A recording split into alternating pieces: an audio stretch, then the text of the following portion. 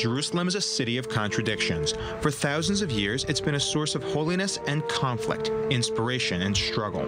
One of the most iconic images of the city was, and still is, the walls that surround it.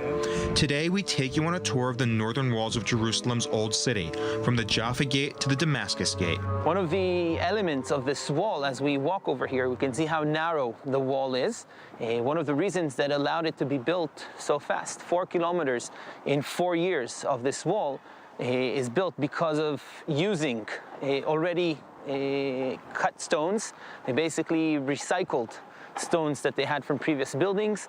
And another reason is that they build it on historical existing walls from previous times. The Jaffa Gate is the main entrance today to the Old City. In the 16th century, Suliman the Magnificent, ruler of the Ottoman Empire, decided to build a wall around the city of Jerusalem. It took him only 4 years to build. The main reason was that he used recycled stones and didn't carve new ones. On the front of the gates, we can see some fascinating engravings. The Jaffa Gate is the gate leading to Jaffa, the port city of Jerusalem.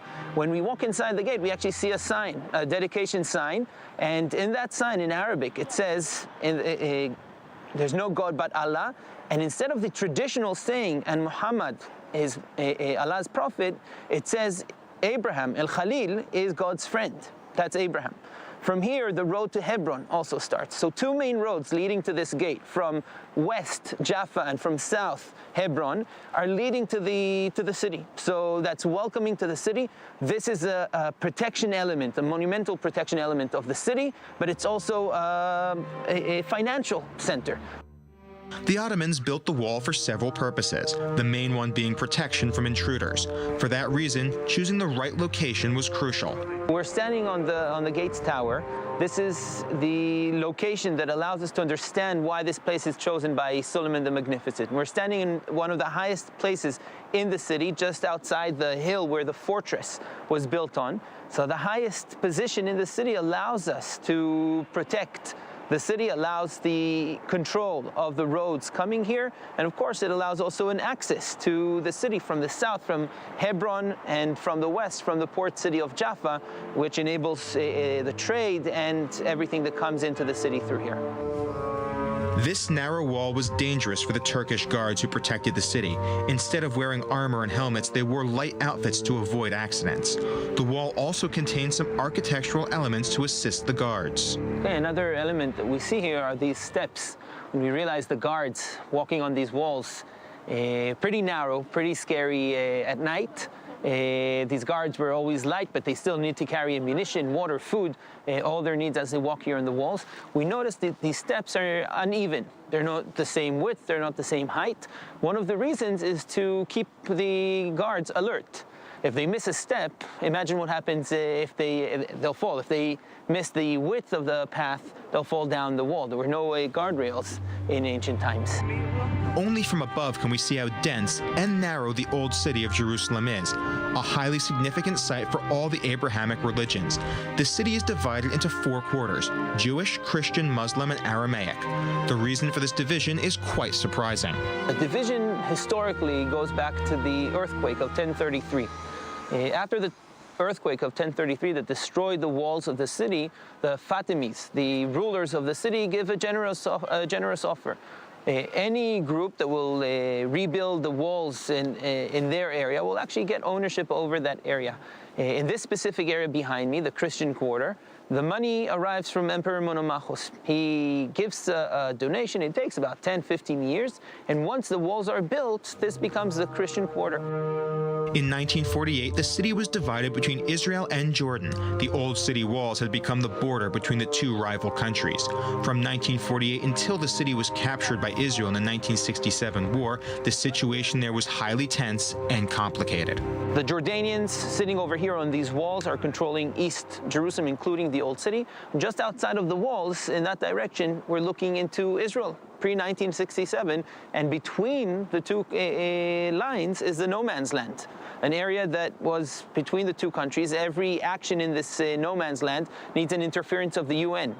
Several stories that we know from these 19 years between Israel and Jordan are a story of the balls that were kicked out of this yard from the school, from the high school, find their way, some of the balls find their way to the no man's land. That takes an international involvement of the UN, allowing military forces to go into the no man's land and rescue some of these balls as a Christmas gift. The Muslim quarter is no less impressive. One of the interesting features we see from the top is the Kizan. Kizan basically is built on the principle of the air flowing in and cooling on the other side. It also allows privacy on the same hand. So in hot countries over here, the people living in the house behind us can walk around on their roof or in a private area, be separated or sheltered from the environment, yet keep cool weather. To even add that, you can add cold or pour some water, wet the element, the kizan, and that even cools it off. So it's kind of a natural air conditioning system that goes back many, many years. And here it's beautiful that we can see it just as we walk by the wall. The Damascus Gate is perhaps the most impressive gate in Jerusalem's wall. It is also the most complicated and troubled one. In recent years, it has become a target for terror attacks. But looking from above, we get to see a very different view of this gate. We're standing on top of Damascus Gate. Damascus Gate in recent years has become a symbol for friction, for violence.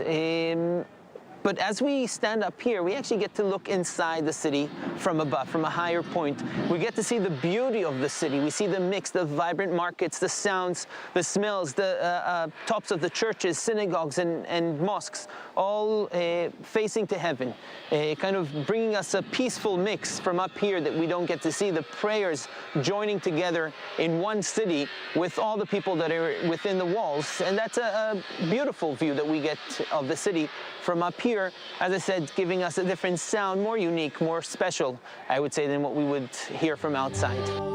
As we descend the steps from Damascus Gate, another wonder takes us by surprise. The Ottoman walls of Jerusalem were the last in a series of walls in the city, a tradition that was started by the Canaanites during the Bronze Age. In 133 CE, years after the destruction of the city during the Great Jewish Revolt of the year 70, and a few years after the Bar Kokhba revolt, Roman Emperor Hadrian decided to build a Roman city here and call it Aela Capitolina. The remains of this city can be found in the site called the Roman Plaza, situated beneath the Damascus Gate. The gate is also mentioned in the famous Madaba map of the Byzantine era. The map of Madaba is the earliest map of Jerusalem. It's dated to the 6th century, and what we see in the map is a Roman layout of the city, which is then used as a Byzantine city, Christianity taking over. We see in the center of the map the Church of the Holy Sepulchre, built on the main street of the city, the corridor running from south to north.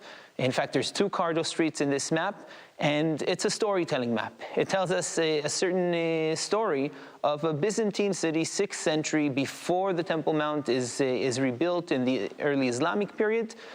We get to see the city at that point. We see the walls that were built in the Byzantine period, those walls that eventually were destroyed, and on top of them, the new walls were built. What we see also in the map is Damascus Gate. When we focus on Damascus Gate, it has several names to it. In Hebrew, we would refer to this as Sha'ar Shechem, the gate to Nablus. That's a more local city. In English, Damascus Gate, but in Arabic, the name of the gate is Bab el-Amud, the gate of the pillar. When you walk around today in Damascus Gate, or the gate, the pillar of the gate's pillar, you don't see any pillar in the area. But when you step down to this level of the Roman period, you actually get to see the plaza, the Roman layout, and this is where that pillar was found that we see here in the map. We end our tour walking out the Damascus Gate, where we see 2 entrances to the Holy City, side by side, which represents 2 different eras. From this angle, standing outside Damascus Gate, we actually get to see the full story. We get to see 2,000 years of history here in Jerusalem, from the Roman gate, part of the Victory Arch, or the freestanding arch that was here welcoming the people to Aela Capitolina. This is a much larger gate, much more monumental. When you enter Damascus Gate, you actually turn a double 90-degree angle. This is where the work begins. The building of the walls and spreads to both sides, to west and to the east, and eventually the wall is built all around the city. But starting from this point, we can see how much was invested here. The biblical book of Isaiah says, I have set watchmen upon thy walls, O Jerusalem, which shall never hold their peace day nor night. Ye that make mention of the Lord, keep not silence. Thousands of years later, this statement seems more relevant than ever.